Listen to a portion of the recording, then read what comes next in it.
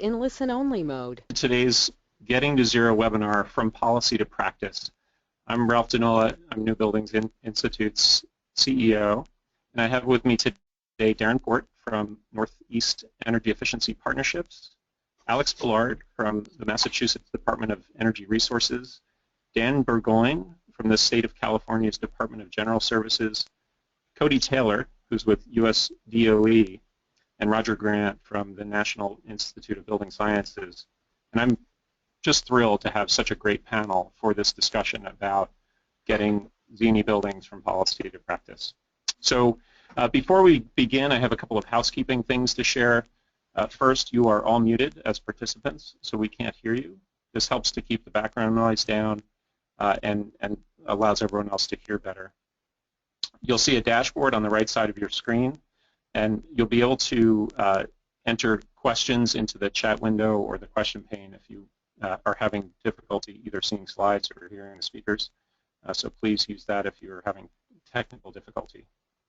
We'll take questions at the end of the webinar, but you can ask questions anytime by using the question pane in that dashboard. At the end of the webinar, you'll be given the opportunity to take a short survey. We would encourage you to do that. Since this helps us to prioritize future topics and understand your interest in the subjects that we're presenting, you will also have the opportunity to enter your AIA number for continuing education credits. So I'll begin by advancing the slides.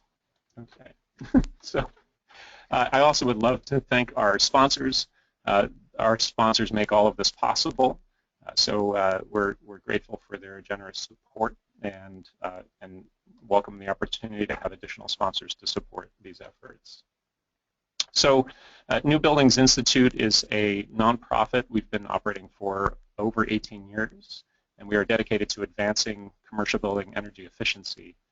And our Getting to Zero program effort is a big part of meeting that mission that we have to advance energy performance in commercial buildings. We have additional webinars coming up, so if you are interested in these other topics, we would welcome you to join us again for a future session. Are we, Connie, are we jumping right into Darren? Yes. Okay, so Darren Port is a Building Energy Codes Manager, and he's charged with developing and implementing policy strategies for the advancement of Northeast and Mid-Atlantic state adoption, compliance with, and progressive building energy codes. Additionally, Darren advocates for the establishment of zero energy buildings, rating and disclosure of building energy performance, and multifamily retrofit policies. So go ahead and take it away, Darren. I'll advance your slides. Great, thanks, Ralph. Yes, this is Darren Port. I'm the Building Energy Code Manager at the Northeast Energy Efficiency Partnerships, otherwise known as NEEP, and I'll refer to our organization as NEEP throughout my presentation. We're a nonprofit organization, one of the 6 national RIOs, Regional Energy Efficiency Organizations, tasked with advancing energy efficiency throughout our region, which is the 12 Mid-Atlantic and Northeast states from DC to Maine. So today I'm going to talk about a white paper that we created back in 2012 called the Roadmap to Zero Energy Public Buildings. You can advance, Ralph. So in 2012 we created the roadmap. We convened some thought leaders from throughout the region and put together a white paper which is available on our website. The impetus for the roadmap was to promote zero energy buildings in the public sector, and at the time zero energy buildings were pretty much aspirational. There was a few examples throughout the country. There were some policies developed, but there certainly wasn't a lot of movement, particularly here in the Northeast or Mid-Atlantic, towards implementing or diving deeper into policy and programmatic offerings for zero energy buildings. So we created the roadmap as a policy tool. The introduction or the beginning of the roadmap talks about the current landscape, and then we went into talking about steps that states, public administrators, municipalities, utilities, and others could take towards creating an environment for the growth of zero energy public buildings. So it talked about information and education, that decision makers need more and better information that is reliable and readily understood on how buildings perform in respect to energy use. And the information that was critical to understand was the techniques for substantial energy use reductions towards zero energy goal.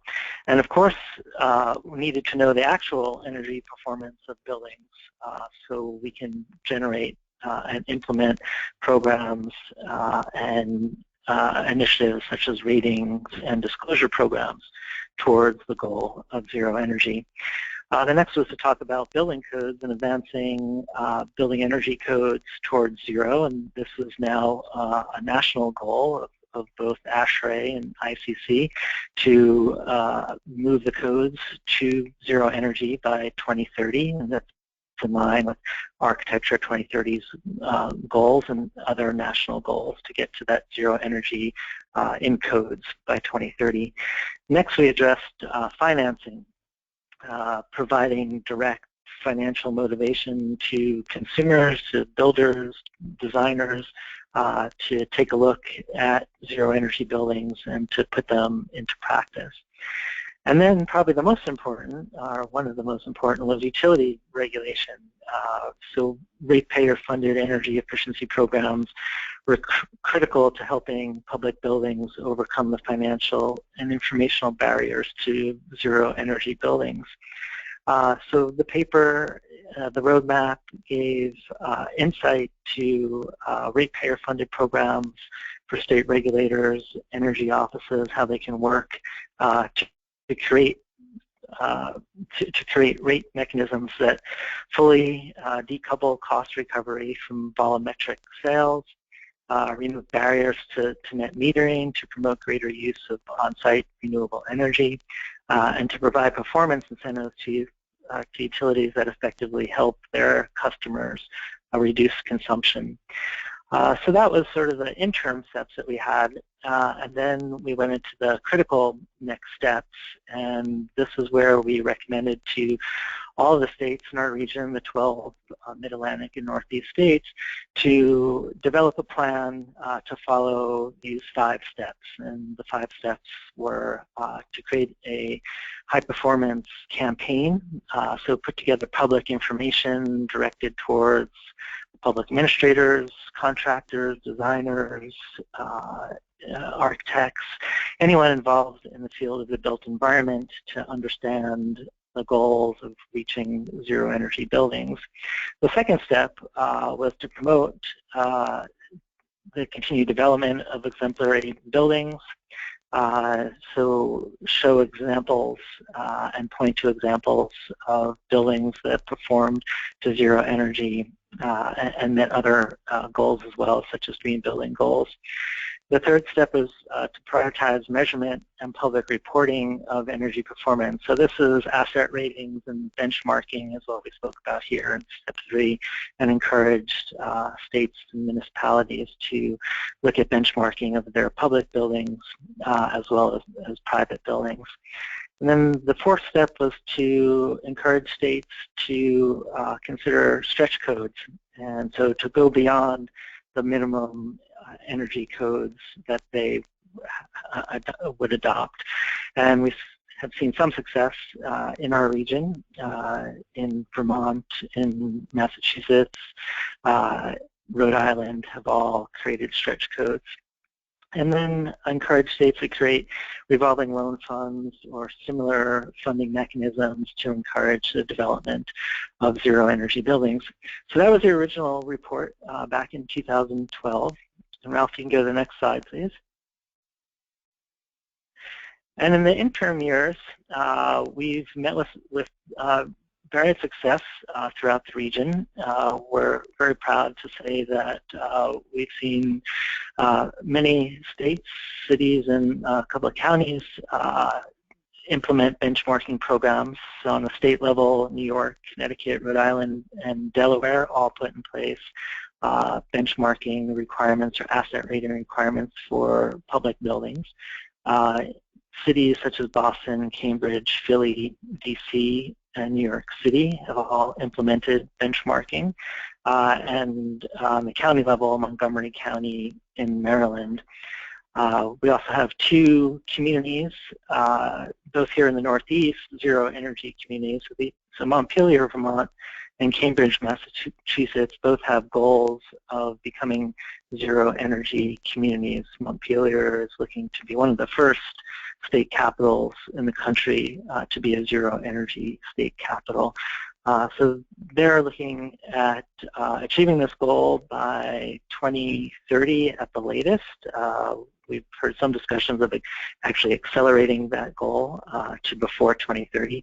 And Cambridge has laid out a 25-year plan to reach zero energy. And I imagine Alex will talk a little bit later more about that. Now we've seen some outstanding progress by the state of Rhode Island. I'll just highlight some of the work that they've done. They have created a Rhode Island Zero Net Energy Task Force, and they're creating their own roadmap to move their state towards zero energy. The governor issued an executive order to lead by example to begin to get state facilities towards the zero energy goal. The Rhode Island Public Energy Partnership, this was 66 municipal buildings that have gone through portfolio manager and have obtained asset scores. So they are aware of their energy use and can move towards developing efficiency plans to reduce their energy. And then Rhode Island has adopted the International Green Construction Code as a stretch code. All new state buildings, public schools are required to build to the IGCC, and then it's an aspirational goal for others within the state. And then finally, Rhode Island has set up an infrastructure bank, and this includes funding for efficient buildings, including zero energy buildings. So we're quite excited about the progress throughout our whole region, and particularly in the state of Rhode Island. You can go to the next slide. So we're currently in the process of doing an update to the roadmap, progress report, if you will. And this report is in its final draft and is going out for peer review. It will be available to the public this spring. And the progress report will contain a report card of all of our states, so you can see which of the 5 steps that they've achieved. It will delve in some depth into the creation of zero energy communities, particularly the Montpelier and Cambridge initiatives. And we talk about the public school sector, which has really taken up the call to move towards zero energy buildings and has really embraced it. To the right of your screen, there's 3 schools within our region, the Willow School in New Jersey, East Bay Met in Newport, and Hampshire College in Amherst, Mass, that are all zero energy schools. 2, the Willow School and Hampshire College, are also living buildings. And the progress report will talk about the nexus between zero energy design and construction and resiliency. So we're seeing, particularly in states affected by Hurricane Sandy, Superstorm Sandy, where resiliency is being tied to buildings that are net zero, so they could have energy efficient or energy reliable buildings in case of other storms or power failures in the future. And we talked about the new national definition promulgated by DOE for zero energy buildings. You'll see that DOE has dropped the net, which is often included in speaking about zero energy buildings, so zero net energy. So no longer are we using the net. And then finally, the progress report will talk about the next 10 to 15 years and what we expect to see as an outlook for zero energy buildings in our region in particular, but also nationally. So be patient. Just in a couple more months, you'll be able to log on to our website and download the progress report. You can go to the next slide. So that concludes my comments. So appreciate your time and the opportunity to be here today with you. You can contact me at dport@neep.org. There's a web link to the original roadmap to net zero energy for public buildings that you can download from our website. And again, thank you. Thanks so much, Darren. That's really a great update from NEEP.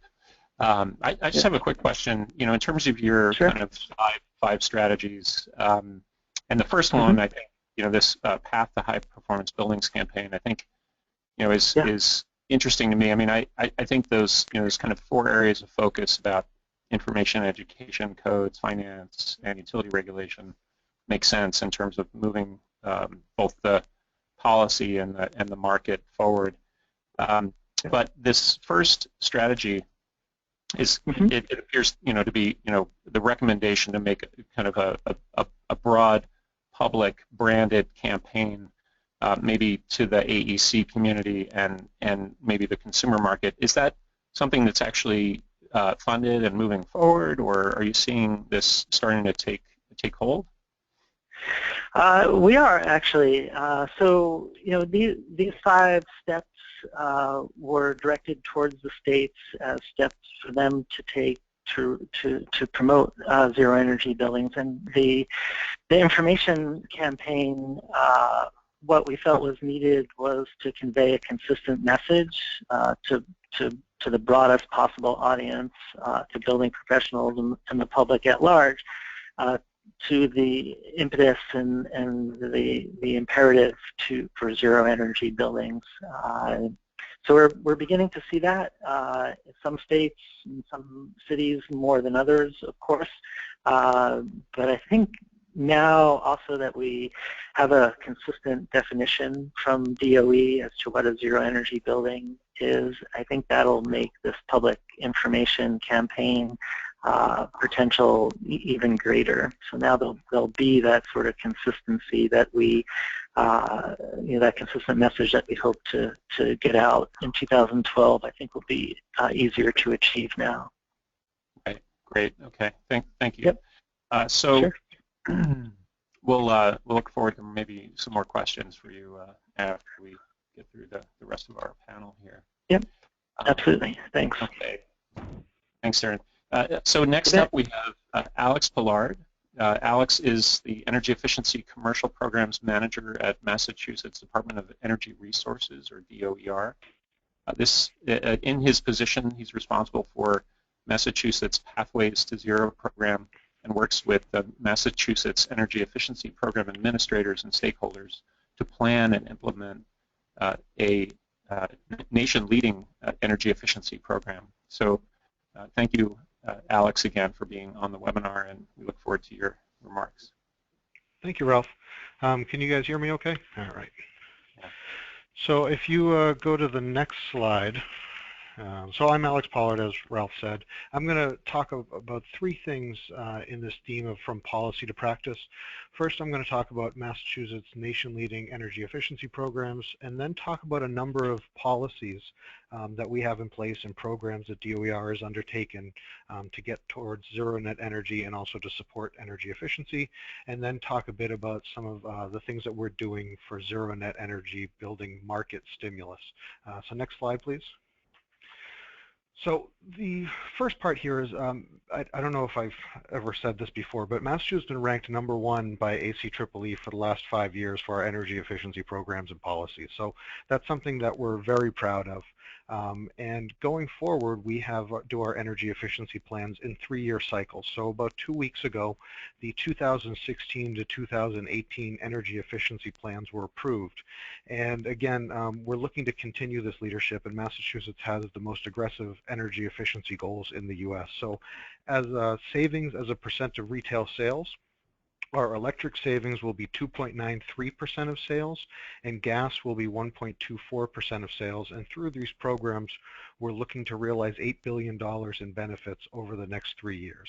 And all of the energy efficiency work in Massachusetts is offered under one brand for gas and electric all across the state, and that's under Mass Save.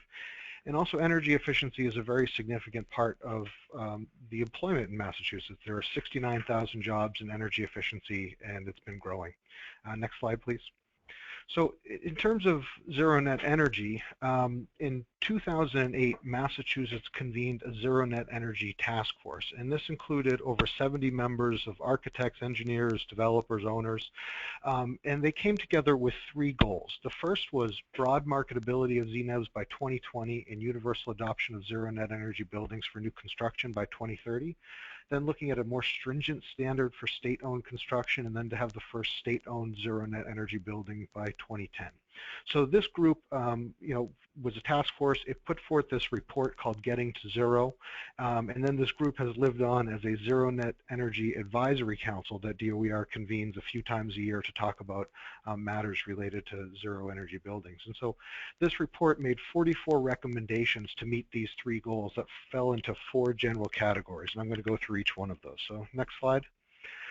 The first area is financial incentives. So again, the Mass Save plans is a $2.6 billion investment in energy efficiency to realize these $8 billion in benefits that I talked about. So that means that for every dollar invested in energy efficiency, we realize about $3 in benefits. So these Mass Save programs are available for residential, commercial buildings, as well as new construction and retrofit. And we're always looking for an eye for innovation, so that way we can continue these levels of savings, but be able to do it in new ways. And one of the things that we're pleased to see is that the Energy Efficiency Program administrators have included residential as well as commercial zero energy buildings in these current 3-year plans. So on the residential side, they're going to work towards increasing the promotion of the value of zero energy and renewable ready measures for home builders, and also explore the creation of a path to zero for new construction in residential buildings, so a new tier of construction. And then on the commercial and industrial side, they're looking to establish a basis of technical knowledge and expertise, and then incentivize net zero ready buildings through their new construction program. And then for other incentives that we have available, there's the Heat Loan Program, which is a 0% residential loan for energy efficiency measures up to $25,000. And we also have a renewable energy portfolio standard, and that's a statutory obligation that suppliers need to obtain a certain percentage of their electricity from renewable sources for their retail customers, and then the people that are generate renewable energy certificates that can be sold back to the utilities. Next slide. So building codes and standards was another area that was very important. And so the IECC 2012 is our current building code. That went into effect in 2014.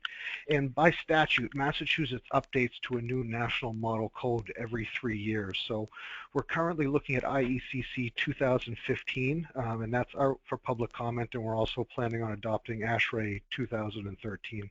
You can actually go to the next slide.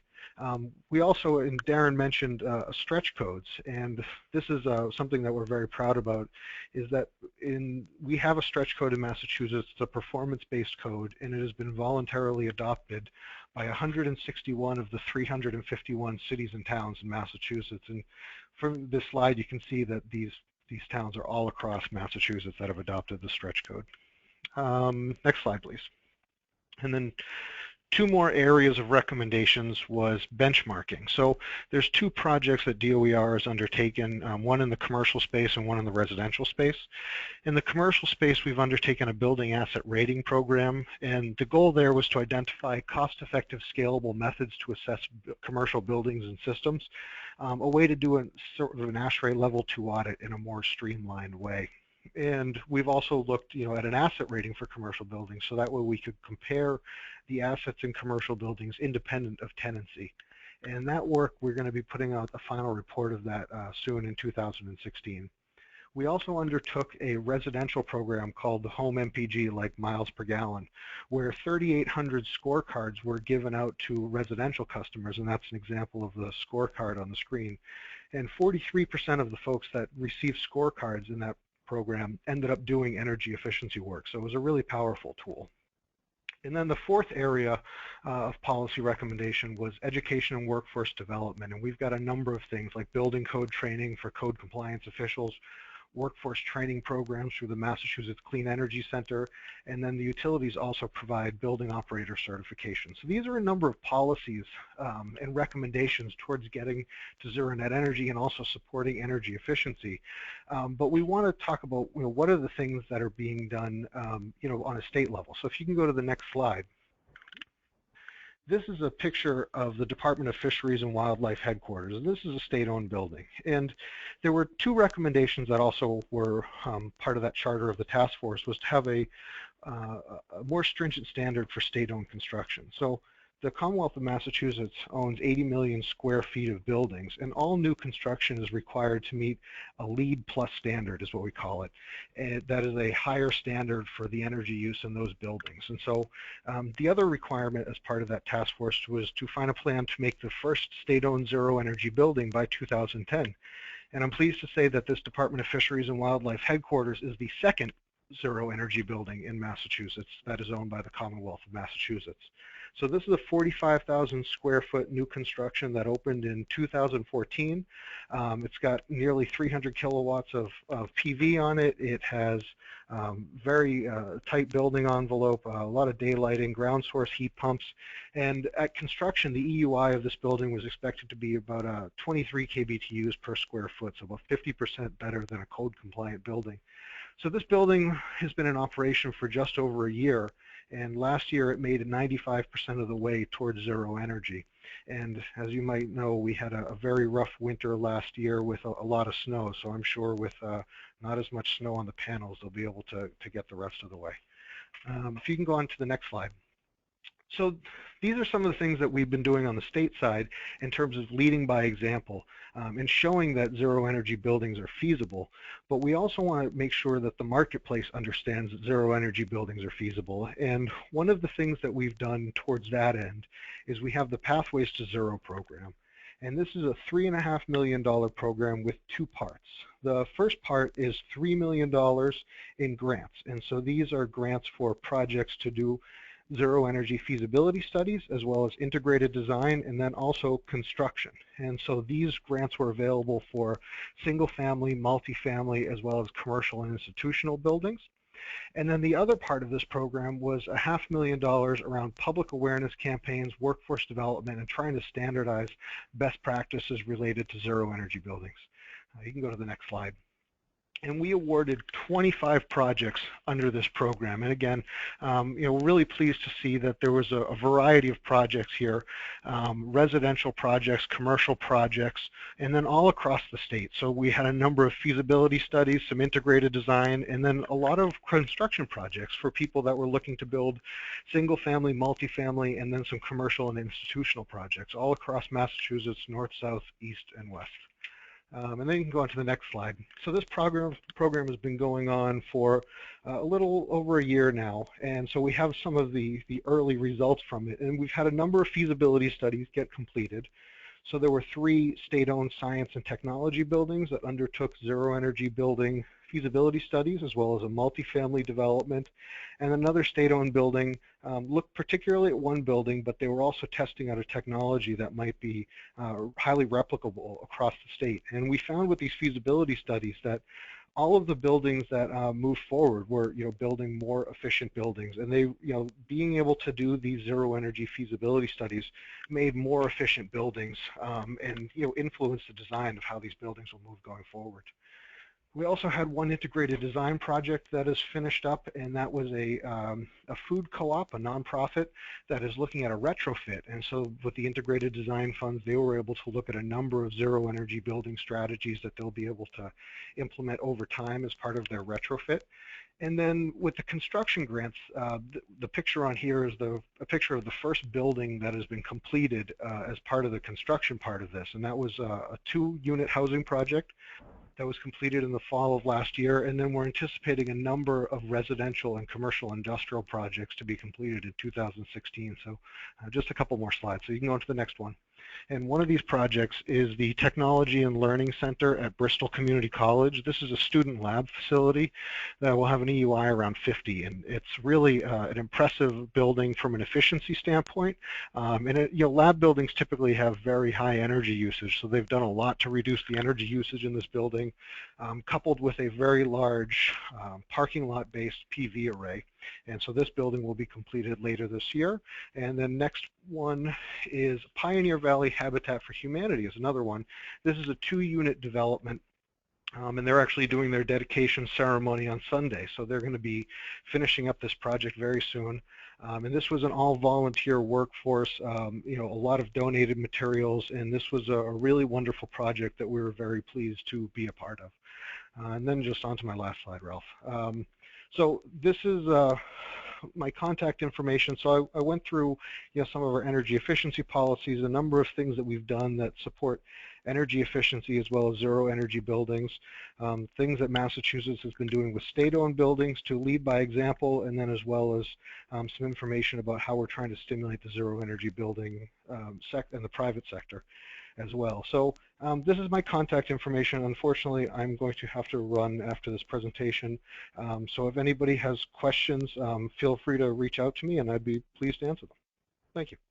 Thanks so much, Alex. And just a quick question before you run. Sure. There's definitely, one can draw a lot of parallels between what Massachusetts is doing and the recommendations of NEEP out of their program. How much of a coordination has there been between NEEP and Massachusetts in this work? And do you see this as kind of a recipe for other states moving forward? I think there's been a number of ways that we've worked together. I mentioned the Building Asset Rating Program, and that was a program that we partnered with NEEP on. So there's been some of those specific policy things, but also NEEP does hold a seat on our Zero Energy Advisory Council. So we talk to them regularly about zero energy buildings and some of the things that come up about what we can do to move forward with zero energy buildings in the Commonwealth. And I think as I saw some of the things that Darren was talking about, especially in terms of like building codes and stretch codes, I think there's a lot of ways that we've aligned, that there's been alignment in terms of, the steps that we think need to be taken towards getting zero energy buildings. So we certainly do work with NEEP on a regular basis on these topics. Great. All right. Well, thanks so much, Alex. Let's next move to Dan Burgoyne. So Dan is Sustainability Manager for California's Department of General Services, where he develops and implements policies improving California's sustainable buildings, energy, water, and resource efficiency. Dan is a California licensed architect and a LEED fellow with over 26 years of experience in design and construction industry and green building policy. Dan led the development of California Governor Jerry Brown's Green Building Executive Order B1812 and now leads its implementation through California's Sustainability Task Force under the direction of the Governor's Office. This state initiative pushes California towards zero net energy buildings, LEED certified in new and existing buildings, and reduced greenhouse gas emissions, improving water efficiency and sustainable building operations. So take it away, Dan. Thanks. Thank you, Ralph. Happy to be a part of this panel. Next slide, please. So California has a lot of initiatives, has been working in energy efficiency and resource efficiency for many years. We have, Ralph mentioned the Executive Order B1812. This came out about 3.5, little under 4 years ago. Established several targets for state facilities. Those included a 20% energy reduction from a baseline year of 2003. By 2018, we're almost have almost achieved that. It also established several targets for zero net energy buildings. One target for new construction, and again, this is targeting state-owned facilities, and under the governor's jurisdiction are all executive branch agencies of the state. So the first of those targets was that starting 2020, at least 50% of all new construction that was beginning design would be designed and built to be zero net energy. And then by 2025, that would be 100% of all new construction. So that is a target that we're already beginning. We're not waiting until 2020 to start that, and that's mainly because of the next target here, which is zero net energy on 50% of the state's existing building area by 2025. So this is a pretty tall order, especially considering the large portfolio of the state of California. The California codes are also targeting zero net energy through the California Building Standards Code, and that is they're targeting zero net energy as a requirement on all new residential construction starting 2020 and non-residential construction starting 2030. Next slide. So that's a target that will affect all construction in the state, and the state facilities are kind of taking a 5-year step ahead of that on our facilities, at least on the non-residential. So just to give you an idea, the state of California owns around 120 million square feet of buildings. We use about 10 billion kBTU of energy, and that is a combination of electricity and gas. So when we're talking about taking half of the existing building area of state buildings to zero net energy, we're talking about 60 million square feet, and that's by 2025. So we have just under 10 years to achieve that now. Energy efficiency is definitely a huge step that we're taking on all of our buildings, trying to first reduce our energy loads, and we heard from the previous speakers the importance of that. California's been involved a lot in establishing renewable energy, a lot of that without capital cost to the state through power purchase agreements. We currently have, or will have by the end of the year, around 80 megawatts of PVs installed at state facilities throughout the state. So just to look at a magnitude of how much the renewable portion would need to be created to offset 50% of the state building area at facilities throughout the state, that would be around 800 megawatts of PVs, and we're about, by the end of the year, we'll be about 10% there as far as our facilities. Next slide, please. So we've undertaken a number of strategies for our existing buildings, which is the bigger challenge, and we all know that Z&E is more achievable on new construction that have budgets and haven't broken ground yet than existing buildings.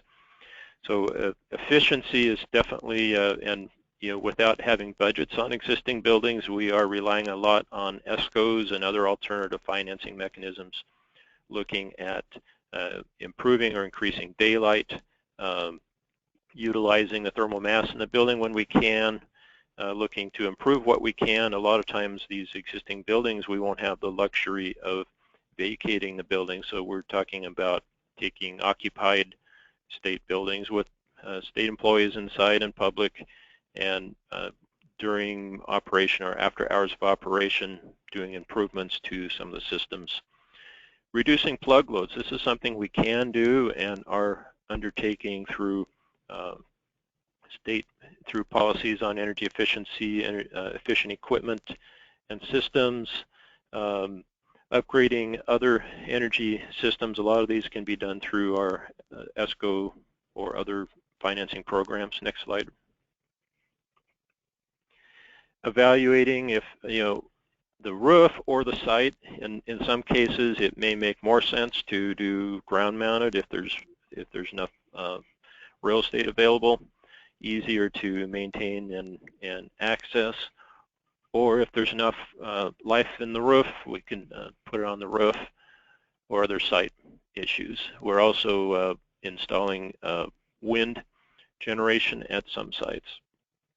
And then we've had, as I mentioned, a lot of success with the power purchase agreement model of program for renewable purchases. And in most cases, we've been able to, the power price for the energy that we purchase from these installations is lower than the public utility cost that we would otherwise be paying. So it's a win-win for us. We get renewable energy, we get a lower energy cost, and it helps us reach those targets.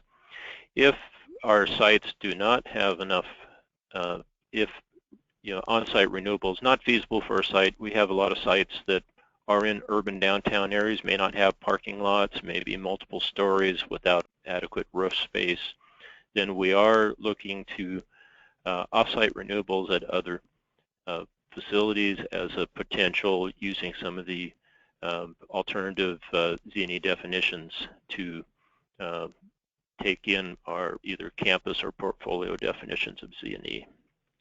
Next. So wanted to just highlight a couple of projects, mostly focusing on the second project, but this first project that was achieved was actually a building that was built to, I believe, is a LEED Gold, was certified in Fresno, California. During or near the end of that process, the Department of Motor Vehicles decided they wanted to make that a zero net energy facility. It was already energy efficient, and as you can see from this aerial view, they were able to take advantage of the standing seam metal roof to attach panels to about a quarter of the roof area, and by putting parking lot canopies, they were able to install looks like about a quarter of the, or a third of the parking lot area has PVs as well. The next slide illustrates our California Lottery Commission has an aggressive program underway where they are building half a dozen or so facilities throughout the state. They have this particular facility is in Santa Fe Springs, which is down near San Diego. They were able to, they had an existing facility that wasn't meeting their needs, and they were able to replace it with a facility that was 45% larger, and the operational savings from that facility was 10% less than the previous smaller facility was. Next slide. So in this site, they took an existing warehouse as a concrete tilt-up building built in 1920, no insulation. They purchased this in September of 2014 and were able to actually complete all the work and move in by October of last year. So it took about 13 months for them to get through that process. Next slide. So part of that, they took a look at the projected energy use of the building, a code minimum building, and in California we have some pretty stringent energy codes already, but as you can see, they were able to come in and target a level that was less than half of the code energy requirement. And you could see the breakdown in all the different areas of use for energy from the plug loads, or the green section of the chart. Some of the large areas are lighting and cooling. We don't have as big of a heating requirement in California, but you can see lighting and cooling are pretty huge. And so through the design of this, renovating this existing structure, they are able to greatly reduced the cooling loads and lighting loads. And then they added in a 15% factor safety in planning their PVs, and you could see they, by doing that, reducing the energy use first, they were able to have a PV array that was less than half the cost of what it would have required for a code building. Next slide. So you can see from this diagram that that was achieved through a combination of methods. You can see the building section illustrates some roof monitors that were added and numerous skylights throughout the rooftop. They were able to insulate the building envelope very well. They put in twice the code minimum for of thermal resistance for the wall insulation and 30% better on the roof. The glazing that was used was twice the solar heat coefficient of what was required by code. And so they really beefed up the building envelope, provided a way to have great daylight. Next slide. And you can see they were able to add, they didn't have to cover the whole roof with PVs. They were able to add, you had a reflective material on the roof and lots of skylights. Next slide. And the net result is some very well daylit areas inside, and granted these pictures show some lights on, but you can see from these images that they really don't need lights during much of the day.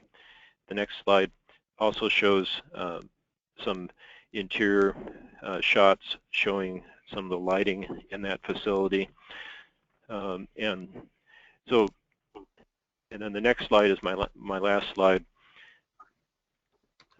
So that is our challenge. We have quite a few existing buildings to do, and we are undertaking this now on targeting a lot of our new construction because it's the easiest existing building to take to zero net energy is one that we designed from new. Every new building becomes an existing building on completion. That's what I'm trying to say.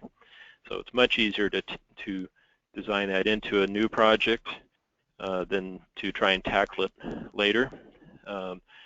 Hope this was helpful, and be happy to follow up if anyone wants to reach out.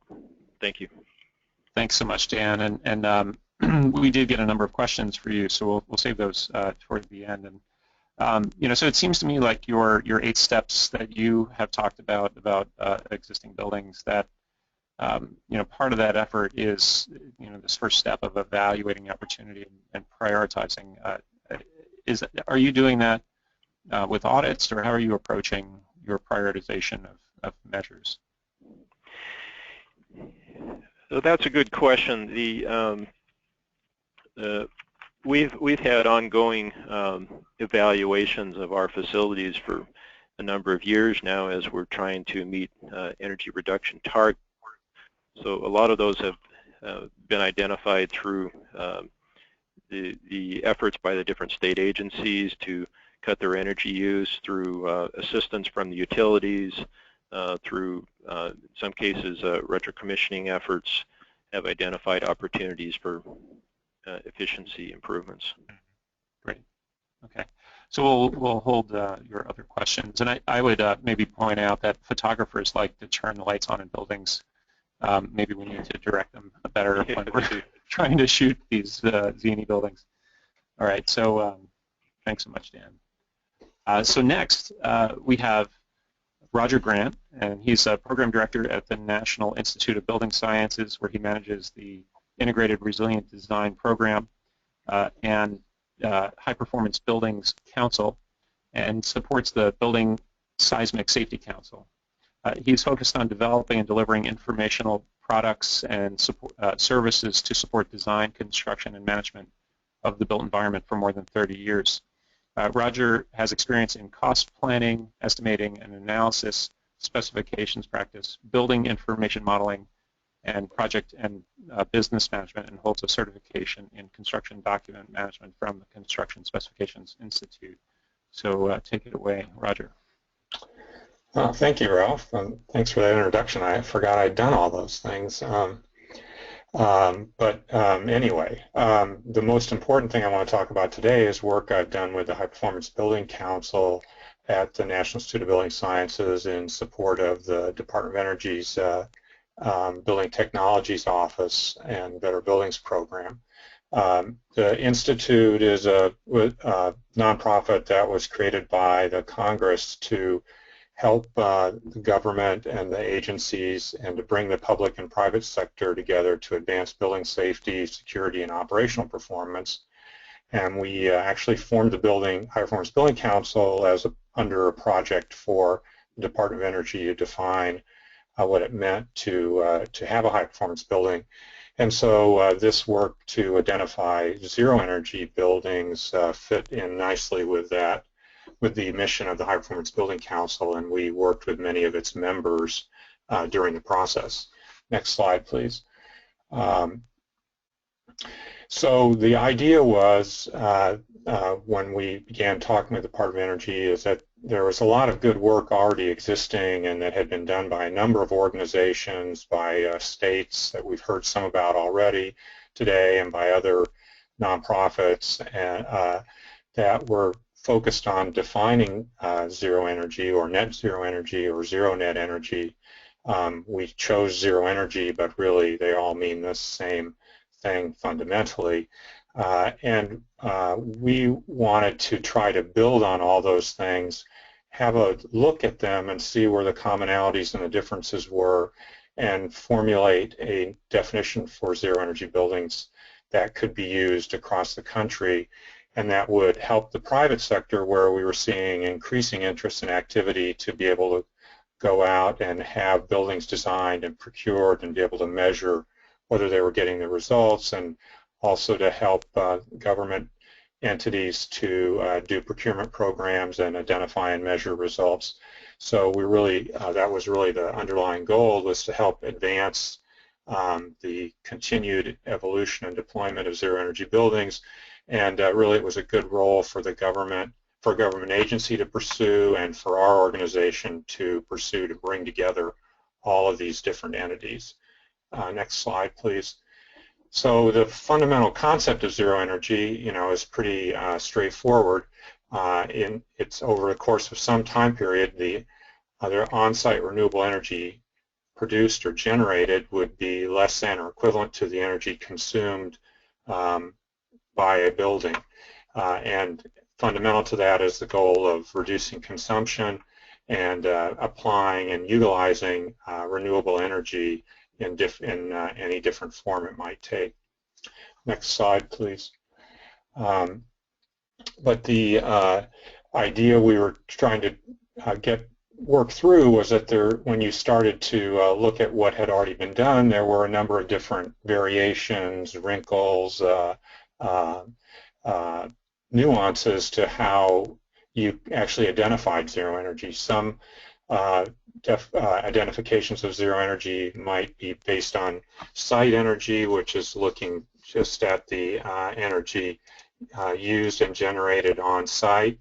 Other measurements were concerned with some way to try to accommodate for the different types of energy that get used on site, and try to use some kind of factoring to neutralize those differences, or to account for those differences in extraction, transmission, losses that might occur during that process, and the different forms of energy, and that's source energy. And also there's just the simple concept of cost of energy, that the cost of spent on energy would be equivalent to the cost that could be returned from energy generated on the site, that the utilities might pay for that energy. And also there was the concept of renewable energy credit zero energy buildings, and how the use of credits for renewable energy generated could be used to provide the offset to energy used on the site. So these were some of the different types of zero energy that measurements and metrics that we encountered and that were being used. And what we wanted to do, next slide please, was to go through a process to look at those things and try to really carefully consider them, talk to different experts and bring together stakeholders to evaluate what those different definitions of energy, and to do that in light of some project goals that we set out, and to verify those goals and see if we could come up with something that could be useful. We really wanted to create a standardized identification for zero energies buildings across the industry, something that could be measured and verified, and at the same time would be rigorous and transparent, something that would ultimately influence the design and operation of buildings so that we could substantially reduce building energy consumption and promote the use of renewables, something that could be clearly and easily understood both by industry and by policymakers, and something that could be in place for some time and would have a long-term goal that would be able to establish something that could be used into the future. So we brought together different experts and stakeholders come from the private sector, the public sector, different organizations, some of which are represented on this call, that were involved in advancing zero energy. We had a series of workshops. We drafted some things, went back and forth, made changes, and finally ended up with a document that we put out for public comment. We went through those comments and resolved them, and we've since published that document, and I'll show you where you can get it and what it consists of here. Next slide, please. So this is the definition that we ended up generating: an energy efficient building where on a source energy basis the actual annual delivered energy is less than or equal to the on-site renewable exported energy. Critical to this definition is some underlying nomenclature that defines clearly what is source energy, what is annual, what is delivered energy, what is exported energy, and that all, along with I think 15 other key terms, accompanies the definition and is part of the nomenclature. And this definition establishes some important points which allow it to be implemented and measured. So I'll talk about those in just a minute. But next slide, please. In addition to that basic definition, we also, after talking to people, found out that it was really important to cover a range of scenarios besides just the establishment of a single building's zero energy measurement, and that led to 3 other accompanying definitions: a zero energy campus, which is an energy efficient campus where the actual annual source energy is balanced by on-site renewables; a zero energy portfolio, and this would be a portfolio of buildings that might be held by a single owner, and across that portfolio they would achieve zero energy; and then a community where some sort of an entity that represented itself as a community could achieve zero energy. And I think we saw that in some things that are going on in the Northeast, where communities and around the country are trying to achieve zero energy. So we developed these variations based on what we heard from the stakeholders and the need to move beyond individual buildings. Next slide, please. We also were really keen on having some solid measurement and implementation guidelines, and those variations in definition, and a key component of the definition is the concept of the boundary across which where the zero energy achievement is measured, and across which energy delivered to the site and energy exported from the site would pass. And that boundary is really an imaginary line. If it's an individual building, it might be the site boundary, but in the case of a community or a portfolio or a campus, it could be quite broad, but it would allow for the accounting of all energy transfers to support measurement. We also wanted to clearly define the energy acquired, used, and generated on the site, what constituted building energy, so the heating, cooling, ventilation, plug loads, lighting, elevators, intra-building transportation systems were all clearly defined as to what's included in building energy. What's included in delivered energy being energy that's brought in from off-site, both directly off of the grid, but also maybe from a power generation plant or other kinds of fuels that might come into the site. What constituted exported energy, and how on-site renewable energy could be measured, and what did constitute renewable energy, what kinds of fuel sources and generation methods were qualified as renewable energy. And then in addition, we wanted to be able to measure that energy in a consistent and equitable way, and after quite a bit of study, we determined that the use of source energy was a way to measure both the energy delivered and the energy generated in a way that would allow them to be compared and evaluated both economically and equitably as to different sources. And we did base that on ASHRAE Standard 105, and the definition does clearly identify how to calculate source energy using national average conversion factors for different sources. Next slide, please. So those things went together to constitute a zero energy building. We did say that in order to be designated as zero energy, it should be the representation of actual annual measurements that constitute the on-site renewable and exported energy over a year's time period in order to be qualified as a zero energy building. We're not, awarding any kind of anything under this program, but we're just establishing how you can claim zero energy. And also, we encourage buildings that haven't yet had a year of operation to identify their intent, but they wouldn't actually qualify until they had a year of history to base the claim on. Next slide, please. We also looked at the idea of renewable energy certificates and how these could be used, and came up with a separate definition to accommodate these. Not quite the same as generating the energy on site, but still a viable way to reduce energy consumption and advance renewables, and so we did allow for a category that's based on renewable energy certificates, and the definition talks about what's a qualified certificate. And there was certainly a lot of interest in zero energy ready buildings. We didn't end up defining this in any way, but clearly it's important to reduce consumption to the greatest degree possible and potentially be ready for application of renewables. Next slide, please.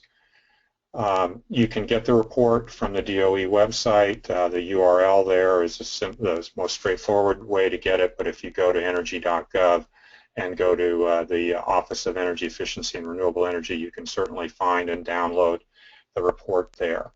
I think that's my last slide, Ralph. So that's where you can get the report, and I certainly would recommend everyone to read it. It's not that long, and I think it's pretty comprehensive.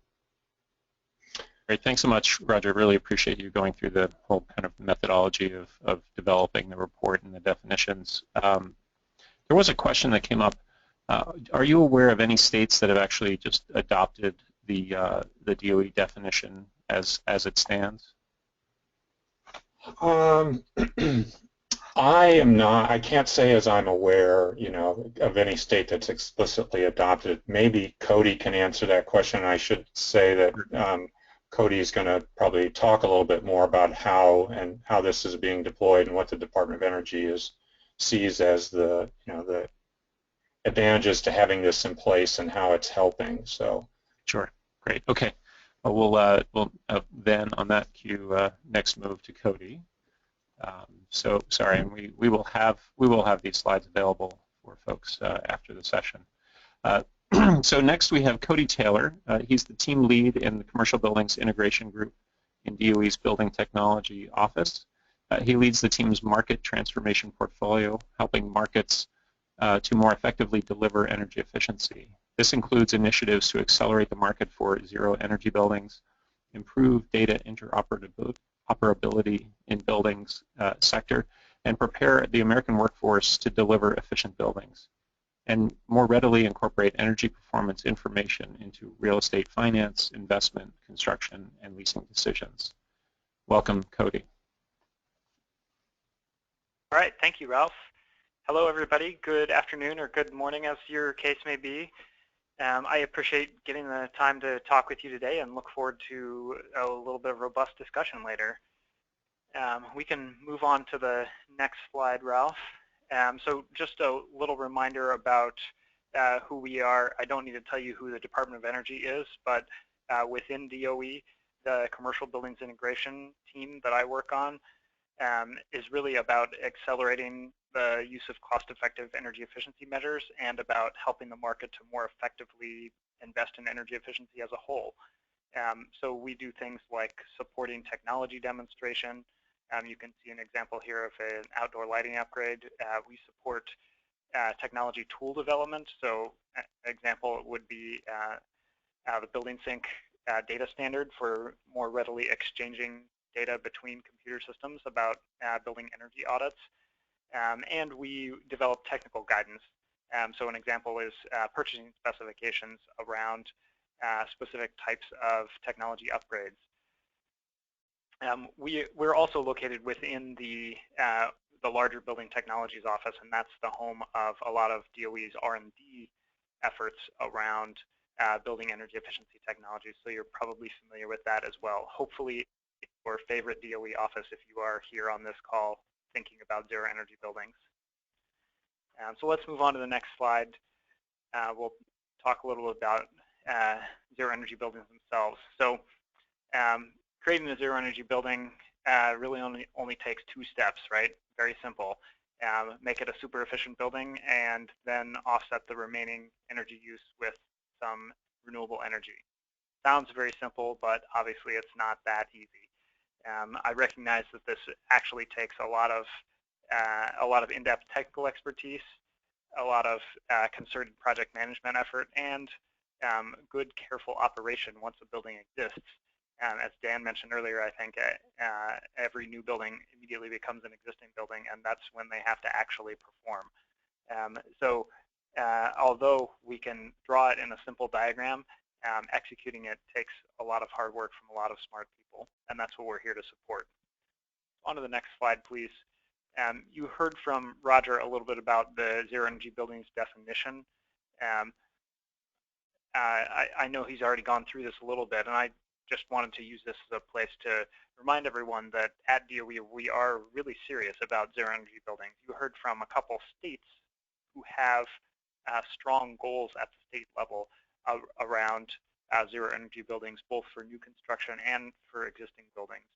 And at the Department of Energy, we are lucky enough to have similarly strong goals enshrined in statute, thanks to the Congress, about helping the country move in that same direction. So we really are here to back you all up who are in this industry and trying to develop the resources and the tools and the information that you all can use to actually get those buildings done. And that's, as the theme of this webinar is, from policy to real practice on the ground. So next slide, please, Ralph. As Roger mentioned, we at DOE invested recently in a process to develop this zero energy building definition. There was a question a few moments ago about states adopting this definition. In the few months since it's been published, no one has moved quickly enough to already have said, we as a state adopt this wholesale and we'll use it for our programs. However, we have had a number of states talking to us about, okay, we think this probably makes sense. It will take us some time to work through our processes, but we expect that we will use this or something very close to this. So we're already getting some of that feedback that it is helpful to have this out there for states.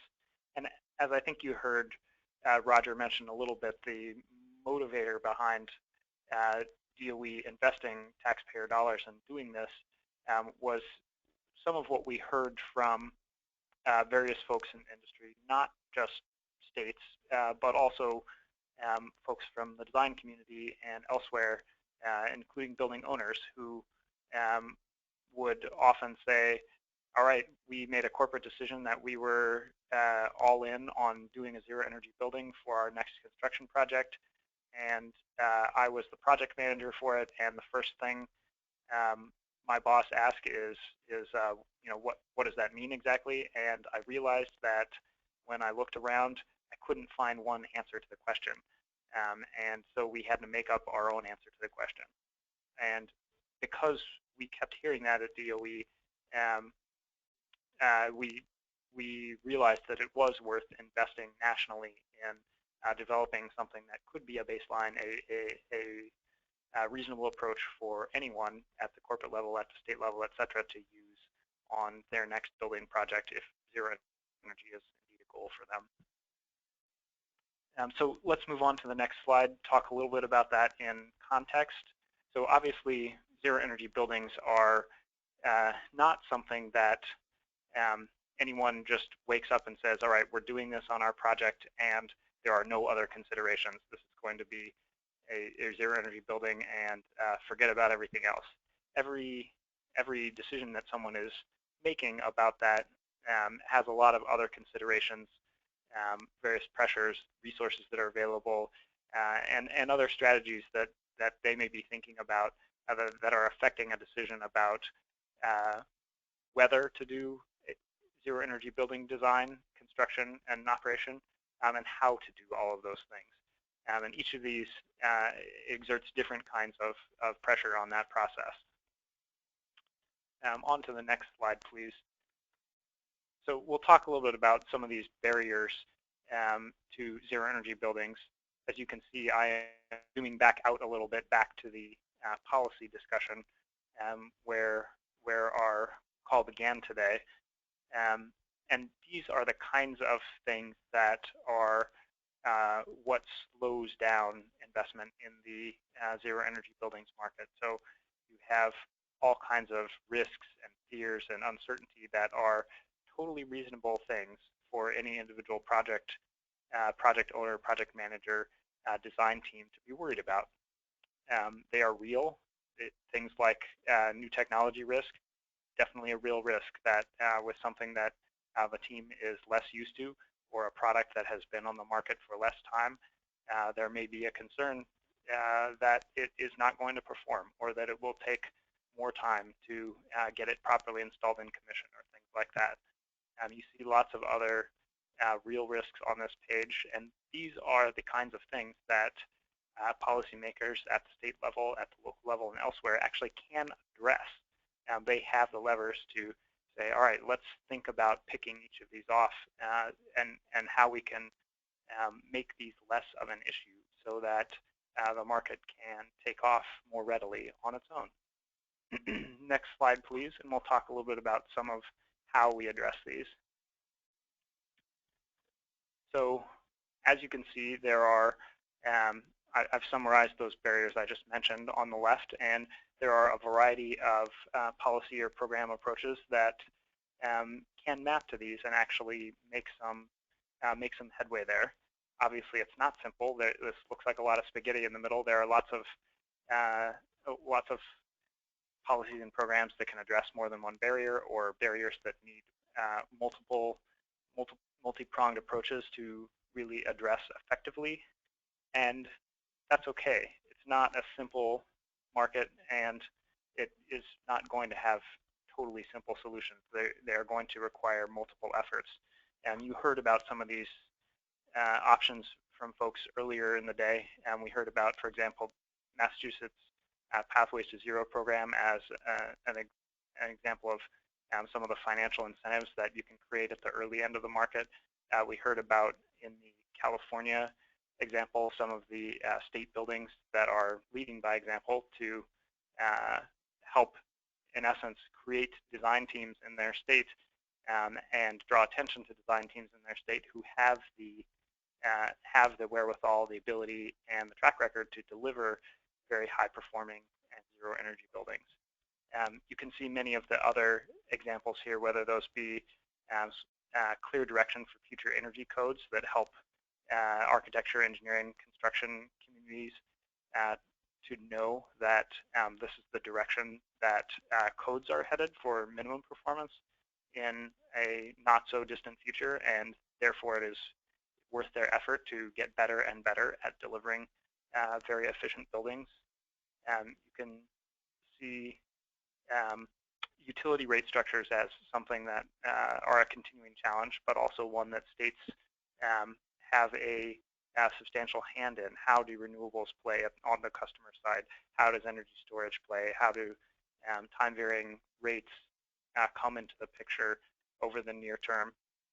Things like that. How does net metering evolve?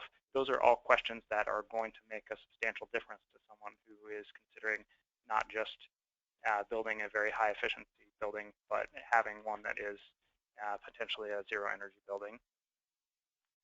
And finally, at the bottom, you can, of course, see developing the workforce. So there are things like ensuring that operators are well-trained to keep a building operating as it was designed to operate in tip-top shape. It's often when that's not happening, that's what's creating that opportunity for retrocommissioning that someone is coming in and doing. It's because the building was not quite kept up the way it could have been. And as Ralph suggested earlier, perhaps we need some workforce development around the photography industry to help correctly represent zero energy buildings in a way that doesn't look like the lights are on in the daytime when they need not be. So next slide, please, Ralph. Yeah. And then finally, I just want to say a little bit about what DOE is doing here. So there are a few things happening right now. One, obviously, the definition work, which is foundational. We are investing quite a bit in developing the workforce as well. So have made efforts around developing Better Buildings workforce guidelines that a number of training and certification organizations are reorienting some of their programs toward.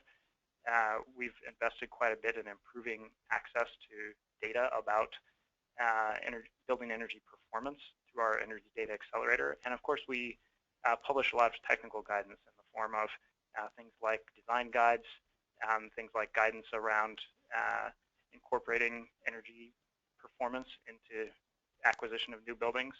And I'd be remiss if I didn't also mention on the residential side the Zero Energy Ready Home program, which provides both technical guidance to home builders and some of the marketing collateral that helps the industry talk consistently about it.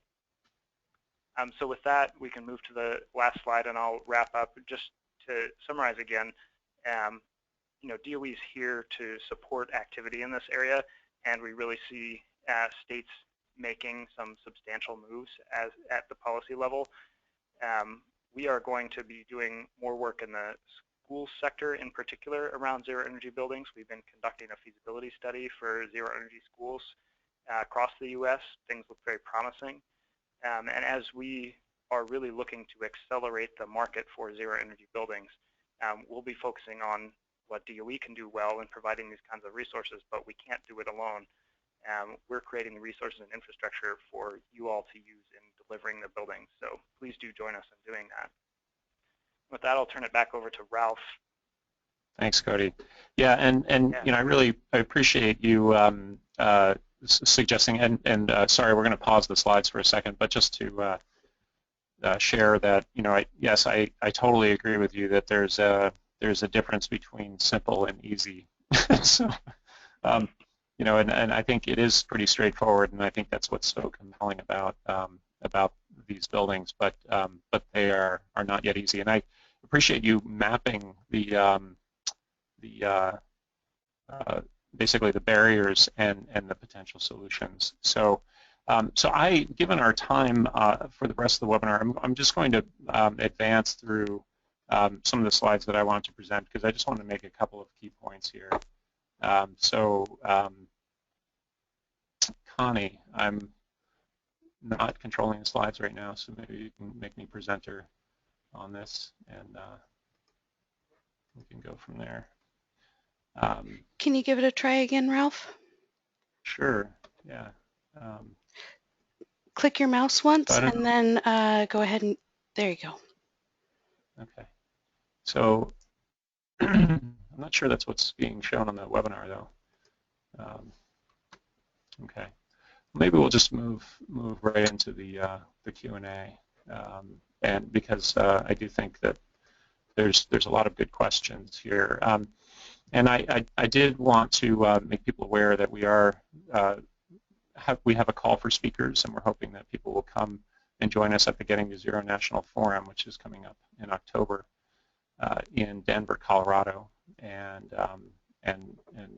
we welcome also sponsorship and participation. So let me just move to the Q&A now, and everyone should be unmuted. Oh wow, here we are. So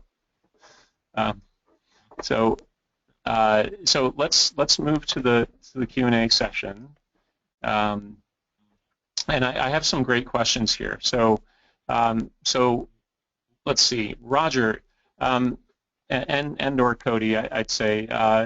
You know, does the definition when you think about RECs, and I think there's both the Z&E, so the REC Z&E building, but also just you know, standard Z&E buildings, the associated renewable energy certificates that are associated with the renewable systems. Do you have clear guidance on RECs and renewable systems for Z&E buildings or zero energy buildings?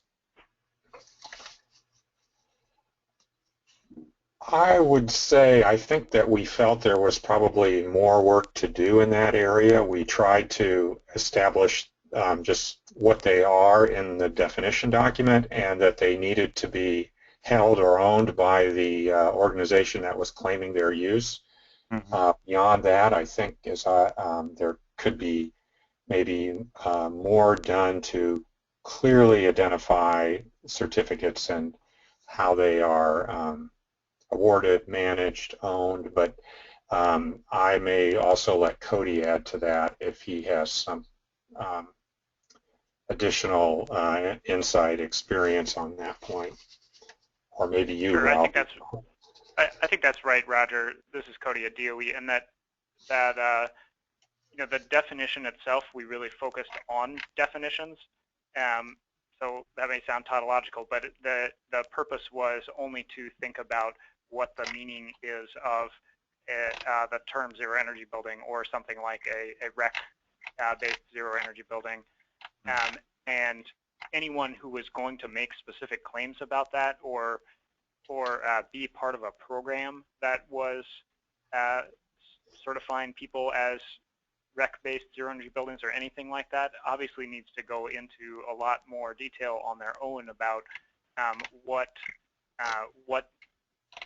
qualifies as a high-quality REC to them, what is most meaningful to them, etc. And that was territory that we didn't think was appropriate to include in this zero energy definition. And maybe, thank you, Cody and Roger. Maybe I'll see if Dan, are you on the line? Yes, I'm here. So Dan, you know, you're doing a lot of the renewables through power purchase agreements. Is it in those contracts? Is it clear that the RECs stay with the energy that is delivered to these buildings? In other words, the state is retaining the renewable energy certificates. Yes, we're retaining the RECs. Yeah. Okay. So that, you know, that seems like it's you know, can be basically dealt with in the contract as you develop your renewable system. Yeah. Okay. So let's see. So for a specific question for you, Dan, so have you found a cost-effective strategy for exterior insulation at existing buildings? And it seems like that was part of the Cal Lottery project, but do you have any specific comments on that?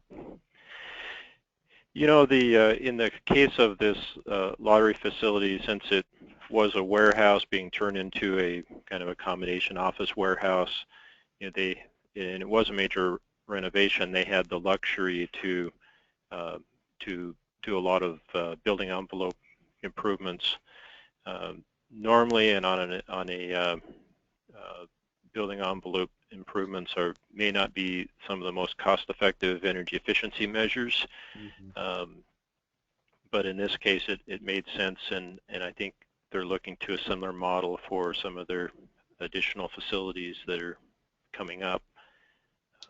Yeah, and it seems, what we've seen with the Prop 39 schools in California, that some of the climate zones in California are fairly favorable in terms of envelope, and that some of your savings, as you outlined, your kind of 8 strategies, that things like focusing on daylighting, controls upgrades, plug load management, could be, let's say, lower impact, lower cost solutions that deliver more savings. Yeah, I think if you can do it in conjunction with other work that's going on, then it may make sense. If you're putting a new roof on, it may make sense to add roof insulation prior to that.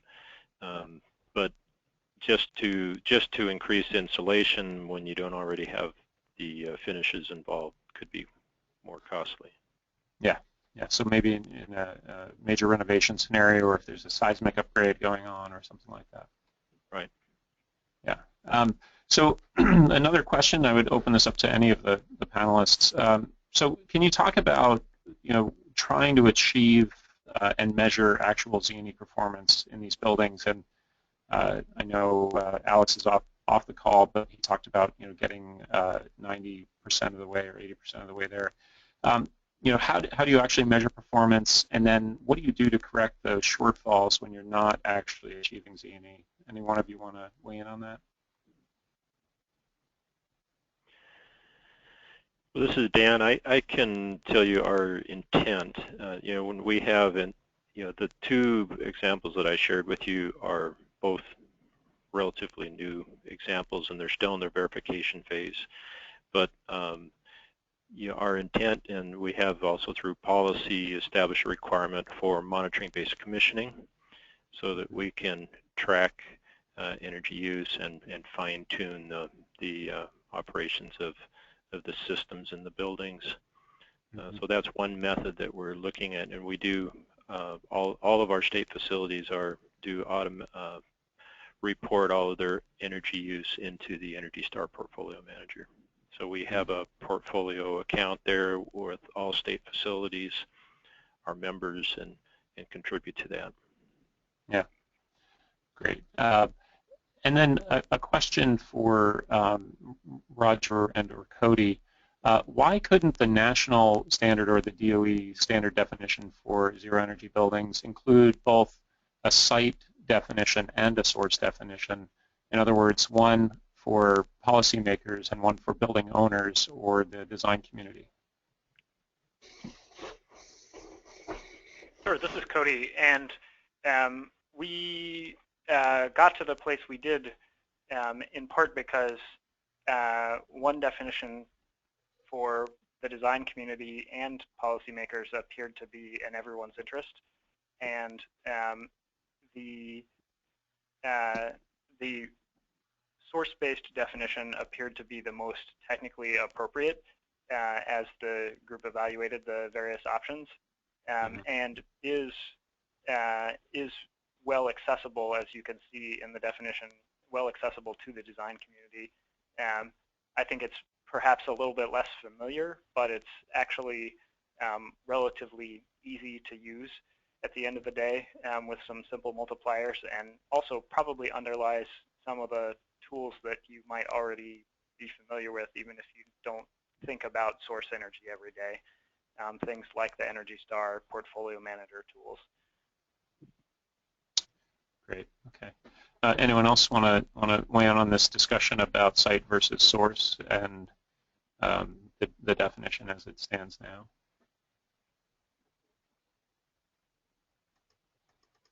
Dan, I don't know if you want to share some of the discussions you've been having around definitions. Sure, I can share a little bit. We are, this is a effort that we're currently reviewing all of these definitions. Been very encouraged by the DOE definitions and their attempt to, because I agree that we really need a universal definition. in California, we also have a time-determined value definition of Z&E, which looks at time of use, and we're mulling over how those may be able to blend or tie in together, or whether just to go with the DOE definition. But it's an effort that we're currently looking at. We do have other considerations from in California. We're also pursuing a renewable portfolio standard of 50% renewable by 2030, which could create is starting to create some overgeneration issues with the energy grid in California. So we're trying to address that as well, and trying to determine how to deal with the overgeneration. We're looking at potentially utilizing some energy storage or other options to address the overgeneration periods of the day.